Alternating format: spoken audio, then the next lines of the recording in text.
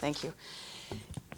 As I sat in my classroom, the student walked up to me and goes, well, what do you want? I said, what do you mean, what do I want? He said, well, you asked how do we want the music to change? How do you want the music to end? I said, yes. But what do you want? I said, it's not about what I want. It's about how do you want to change? Well, the music says we start here and we end here. So how do you want to change that? And I said, that's up to you. Oh my gosh, just tell me what you want.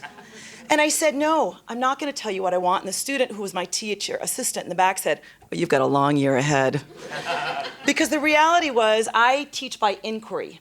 And the reality is after 32 years of teaching by inquiry, I have high-level thinkers who are highly engaged and an advanced and exemplary level of music education.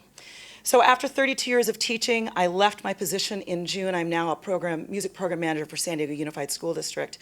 But I led the OECD project with a co-teacher in Vista Unified School District, and we co-created the actual professional development for the OECD work.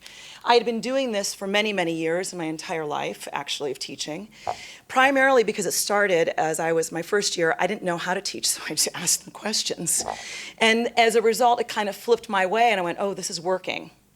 So now, with professional development that I led through all of the teachers in all subject matters in Vista, I now work in professional development, specifically in music and teaching for critical and creative thinking around the world. And I'm going to say that again, teaching for critical and creative thinking. It's not teaching it, it's teaching for. So that difference is huge, because here on the sides you can see what does it look like from the student standpoint and what does it look like from the teacher standpoint. And you can see some of the ones that are similar. Shout out the ones that are the same. Know and own the why. What else? Mm-hmm.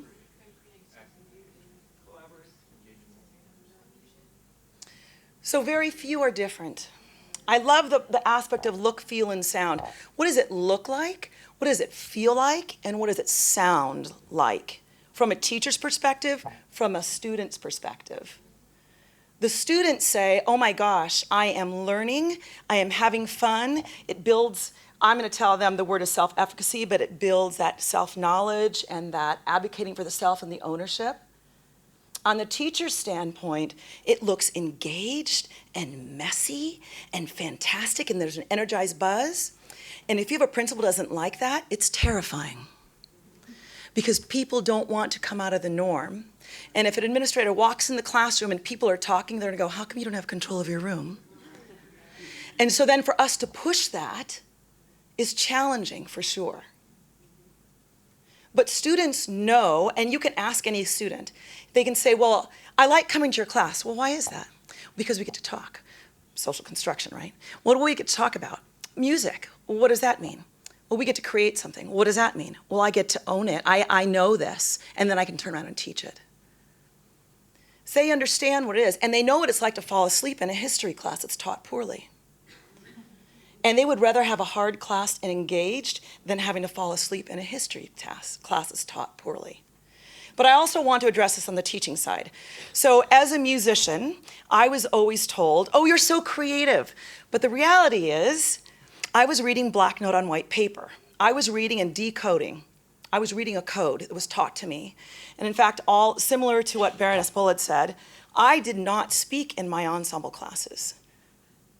I would walk into rehearsal as a flutist, and I would sit, and I didn't talk because the conductor not only told us when to play and how to play, but he even told us how to breathe. That's a huge implication, I'm just saying, right? You can breathe now. Oh, good, thank God. That is endemically, systemically part of music education. It's a cultural shift. So when I go to work with teachers about how do I change this for them, it's understanding where are they, where do I want them to be, and then how do I mitigate or close that gap? Because that gap closing is where I will lose them or gain them. I lose them when they are afraid. I gain them when they see the bigger why. And that is really for us to sit down and redefine. For me, I left it blank, but it could be, what is a musician? What really is a musician? What is our definition of a musician? But it could be, what is our definition of a scientist? but it really is, what is our definition of a learner? The moment I put that trajectory on all of education, regardless of subject matter, everything else pales. Because it's about that lifelong learning. So when you develop professional development plans where we want to have change happen, it's really about that, as they also have to get rid of their ego. Many teachers are involved in the primacy effect. They have their own cognitive bias.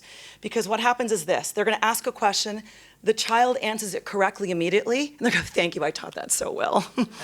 And really, it's just that primacy aspect of they got the right answer at the right time, and they're going to continue to do that because they've been affected positively by that student.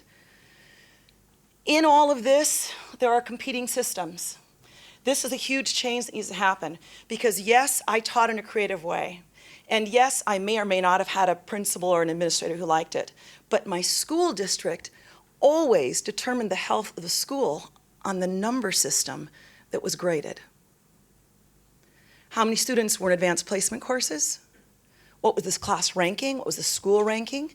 So they're saying, yes, yes, do this, but oh, honey, you have to stay right here. Don't question this. So we're competing within a system in our system. And until that cultural shift happens, which has got to happen from the elementary as well as the university, we're going to stay right here. The largest shift that I believe is important right now is at the university level. I think teachers are more and more willing to change, but the university system itself has to begin putting teachers out there that are really about teaching. Challenging when many university teachers have never taught in public school. How do they teach? How are you modeling that versus a psychological model of it? And so, oh, you get to do A, B, C, D. That challenge is very important for us to understand and know that when we're developing professional development, how do we build capacity? How do we know that they're dealing with competing systems, maybe competing colleagues? All of those questions are important, but I'm gonna tell you the number one aspect, I've got 3 seconds here. Ask more questions. The moment you shift to inquiry-driven work, your trajectory to teaching and learning shift for everyone. That's it. Fantastic.